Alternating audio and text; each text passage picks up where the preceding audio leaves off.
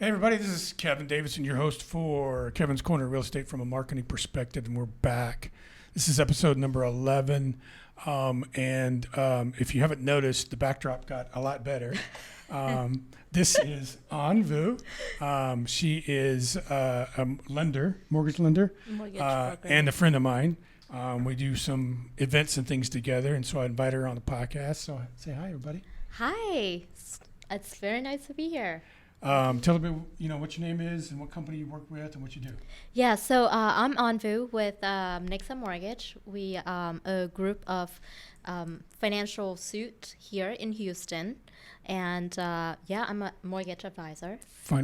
I never heard that term before. What's a financial suit? Financial suit, yeah. So it's a group of mortgage advisor, our loan partners. So yeah, we here local in Houston, and we do all sorts of loans from conventional to non-QM, you name it, everything. So we find the tailor suit, solution for your mortgage needs. So are you traditional lender in the sense that I need a loan for a house I want to buy? I would go to you. Yes, pretty much, with the added personalized touch. So we'll get to that in a minute. Yeah. There's a reason why she's here. So, what are some of the things or some of the programs that you offer to agents to help them get their clients approved? You mean like the loan programs we Yes. have? So that is one of the reasons why that we stay on the broker side, because we don't just stay here to deny or approve the loans, but we pretty much try to help our clients. We work for our clients, and we figure out where they are right now and where they want to be. So I don't like using the term that to approve them, but it's more like, get the mortgage ready. It may be 1 month, it may be 2 months, it may be a year, but the end goal is to help them with a home ownership, right, or investment. So if someone comes to you and says, I've been turned down by other lenders, but no one has helped me to figure out how I can get approved, that's where you come in. Yeah, we save files, and pretty much, we very much like the steward title of mortgage. We the last mortgage person that you're gonna need, because we get things done, and so we do all conventionals like government loans, so conventional FHA, VA, and non-QM like bank statements, as well as DSCR, fix and flip, pretty much anything, and sometimes private lenders.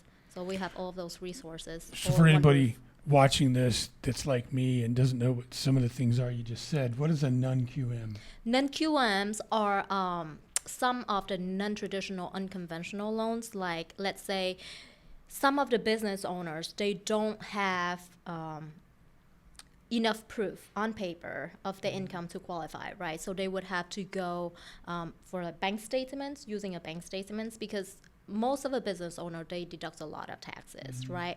So their tax returns don't really reflect their true income. So there are other ways for us to qualify the clients, like using the assets, for example, using your bank statements, or just profit and loss. So all of these are more untraditional ways to qualify them, and we have them all. Would people that fall into that category be people that are self-employed? Yes, self-employed business owners. A lot of time they could be just 1099, for example. So, Okay. So how do you, and we'll get to what's in your head here in a minute, but how do you market your business in the Fort Bend County area and the surrounding area, to be honest with that? So I am a very community person, and that was one of the reasons why I switched over to mortgage, to basically combine with my passions and my mission. So most of my businesses are through referrals, and we just meet people, support others, like support businesses, and I'm also a veterans ex-spouse, so I'm also advocate for VA loans and veterans benefits in general. And I think it's fortunate for me so far, in a way that, like, just because I'm always so vocal about like what I'm passionate about, so people kind of know that, okay, this is what I'm after, and they just kind of come to me for advice, and way before I'm even in the financial industry, like they already ask me about finances advice. So because financial literacy is one thing that's really big to me. So is that something else you help your clients with, is understanding of financials and things like that? Yeah, pretty much anything encompassing like finances, because like even credit score, right? Credit report. The end goal of that is to help them save, right? The better your score, the better your rates would be, the less fees that you pay, but also not just in the mortgage sense, but whenever they go and get like car insurance premiums, better scores, they get better Get your low rates, as well. So if I can help them, hey, here's the things that you can do to better your credit scores, I would say it. Even like leverage other accounts like health saving account. So is one thing that over the years I accumulate, and now I just want to share it forward because that's one thing that's not taught in school. And the one really cool, one of the other really cool things about this lady is that she also has a very similar mindset to me when it comes to marketing for real estate agents, right? Yeah, So I would say surprisingly. Yeah, we think a lot alike about what we think agents should be doing to grow their business and how we help them. So why don't you kind of tell them a little bit about that? Everybody knows that I teach CE classes and I help agents grow their business and teach them marketing techniques. There is one other person out there that is like-minded like that, and that is you. So I think you approached me last year, 2 months before we did that event. Yeah. And I'd only met you one time because you'd showed up at the Christmas party. Yeah. Yeah, she showed up at the Christmas party So glad we met. Yeah. last year. And basically just asked, you said you had this idea about an event.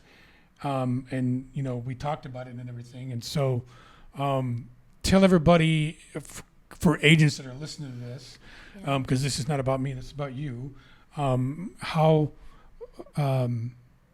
they can get help from you to grow their business. Yeah, so I think it's this is kind of like the vision that I had even before I got into mortgage. It's just to grow the community, and so leveraging each other, because each of us, we kind of are solopreneurs in a way, and there's a lot of hats that we have to wear. And if we try to do all of that, we have our strengths and weaknesses, but if we have to do all of that, it gets overwhelming. And so to be in a team, success at the end of the day, when you just achieve that by yourself, they have a saying that if you want to go fast, go alone. If you want to go far, go together. So in a way, when the success is shared, it just multiply. You know what I mean? And my end goal at the end of the day is that to give back to the community, because my son and I can do all these charity, but it's not sustainable for a long term, and it's just one person, versus if I can do it with another person, if I can combine that with the work that I do day in and day out, then it's just easier and it can be amplified a lot more. So that's when I get into the mortgage. And with agents, I think that when we leverage each other's strengths and weaknesses, it's much easier, and our ideas get better. Like sometimes we didn't think about certain things, and just have somebody else as like a soundboard is great. And I also, my whole life, like I don't have things handed to me, and everything that like I do, it's more like I want to give values first, right? And that's why I think you and I click so well, because we want to help the agents grow. It's not, in a sense, I started mortgage, and most of the people told me, okay, pick up the phone, like make cold calls, and make appointments. And I'm like, but what is the value that you bring to people? You can't just ask somebody to marry you on a first date, right? So it's more of like, what just can on I the do? Second. On the second date. So it's just like, what can I do to help them grow? Because when you grow, I grow. Right.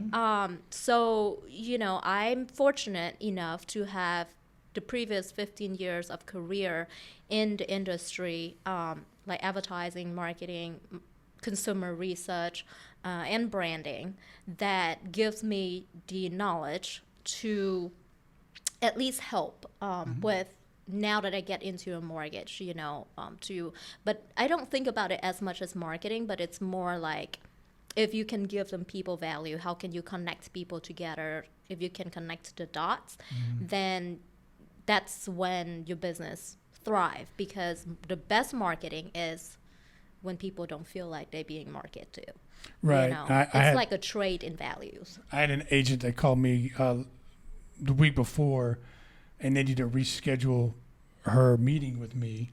And I was like, that's okay, no problem. So we rescheduled it.